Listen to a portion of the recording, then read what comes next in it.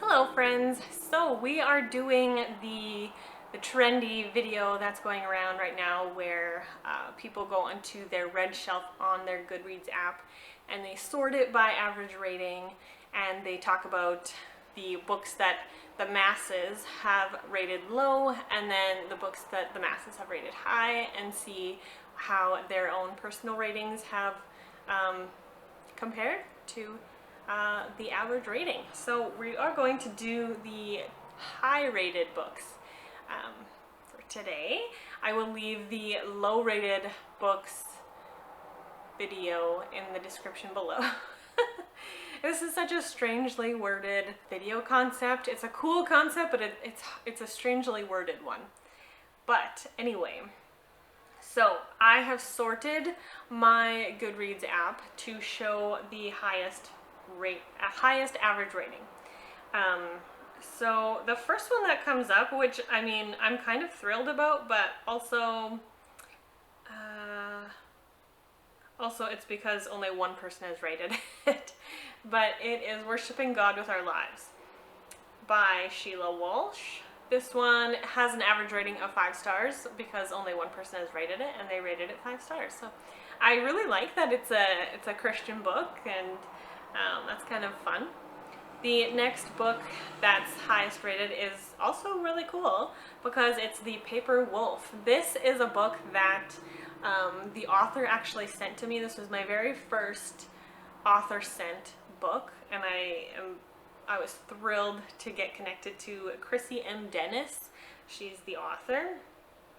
This one has an average rating of 4.83. There are only 6 because she is self-published. There are only 6 reviews, and I rated it a 4.5. So I am pretty on par with the average rating there. The next one is This Poem is a Weapon by Bethany A. Jennings. This is a poetry collection, and it's actually a faith-filled poetry collection, which I am on the hunt for. I think we need more of those. There's not enough that are coming from Christians. So if you guys have any recommendations on Christian poetry collections, let me know, because I want to read more that are faith-filled and, godly concepts and, stuff like that. Anyway, This Poem is a Weapon. This one has an average rating of 4.8, and I rated it a 4. So still doing well. And the next one, this is really cool, guys. So my top 4 average rated books are all Christian books, which is really cool. Yeah, I don't know, that's really cool to me. This one is The Armor of God by Priscilla Shirer. I love Priscilla Shirer, you guys. She is one of my favorites. Definitely. So this book is rated 4.69, and I rated it a 4.5. So again, right on par with everyone else seems to be. Another one is Solway by Lupita Nyong'o. This one is a children's picture book. So again, I feel like the critiquing level between like a fiction book, a non-fiction book, a children's picture book, a graphic novel, a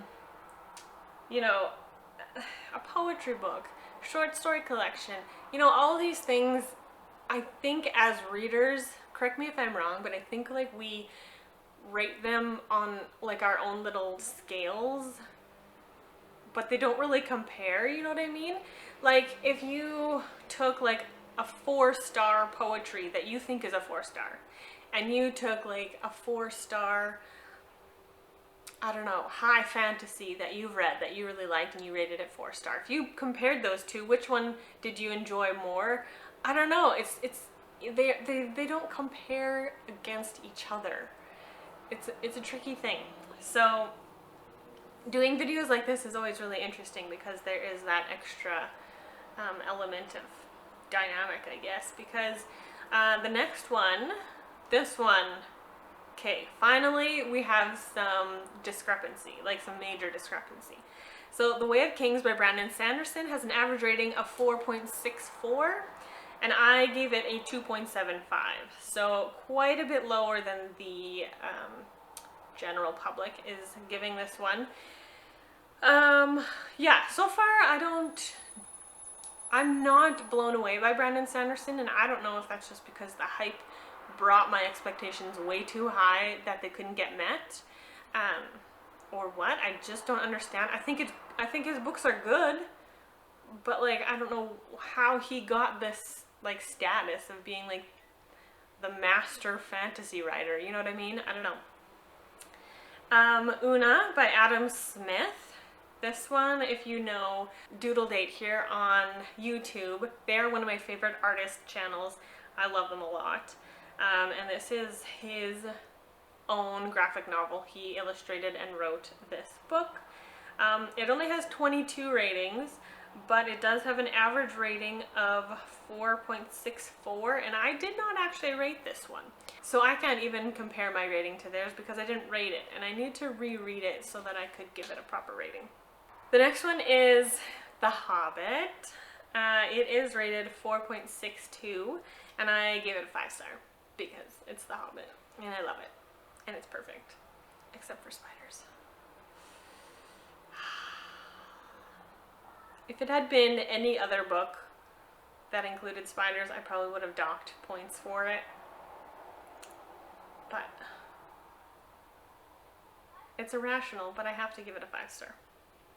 The next one is, oh, this is interesting. Okay, so An Echo in the Darkness, which is book 2 of the Mark of the Lion series, which is right there, is actually my favorite of the trilogy, and it seems like people like that one the most as well because I've read all 3 and this is the first one to come up. So the average rating is 4.61 and I rated it 5 stars. So again, very on par with average rating. Yeah, I'm so thrilled, you guys. How many Christian books are in top ratings? Like, wow. I love that. That's amazing. Okay, I'm just blown away. I did not expect that at all. I mean, so far we've had Solway, Una, and The Way of Kings that were not written by Christians as far as I'm aware. So, like, that's incredible. And then we have like Hilda and the Mountain King, which is a graphic novel, not Christian, but it has an average rating of 4.59 and I gave it a 4-star. And this is actually book 6 in the series, so it's not even book 1, which is interesting that it has the highest average rating. And then the next one is the Word of Promise Complete Audio Bible. So I mean, it's the Bible, it's a specific audio version of the Bible, New King James Version. But then we have like Blessed Are the Misfits, you guys. That's on my favorite shelf. And also Through the Eyes of a Lion by Levi Lesko. Those are both Christian authors. And then another one by Brand Hansen. And The Boy, the Mole, the Fox, and the Horse, which is a really, really cute graphic novel. Anyway, I could keep going. There's so many Christian books in the top rated, and I am very surprised about that, but like in a really good way. So this was pleasant to find out. I did not expect that. I'm trying to analyze what that says. I mean, I do know that I read more Christian than non-Christian, but still, I don't know. I am very pleasantly surprised. So let me know what you think about some of the top rated on my Goodreads read shelf. Let me know what you think of some of those books that we kind of went over. And then also, like I said before, let me know if you have any Christian poetry recommendations. So I will leave the video linked down below for the lowest rated books that I kind of go through. I'll leave that video linked down below. You can watch that as well. I hope you guys have a lovely day, and I'll see you in the next video. Bye!